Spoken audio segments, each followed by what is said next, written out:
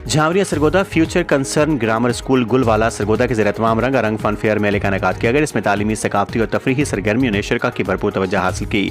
तकरीब के मेहमान खुसूसी director waste management company Chaudhry Abdul Razzaq Dhillu थे, जबकि तकरीब में chief executive officer education Kalsoom Mansha, focal person minister for education Lubna Shah, साबिक मेंबर सूबाई असम्बली डॉक्टर लियाकत अली खान और साबिक मेंबर सूबाई असम्बली चौधरी रिजवान गुल शरीक हुए।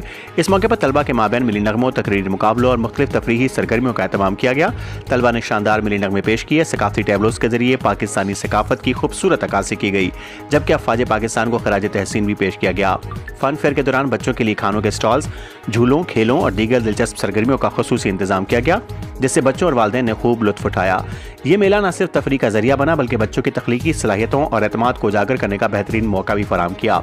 इस मौके पर मेहमानाने गिरामी ने फ्यूचर कंसर्न ग्रामर स्कूल और अल बुर्राक इवेंट कॉम्प्लेक्स इंतजामिया की काविशों को सराहते हुए तलबा की कारकर्दगी की तारीफ की।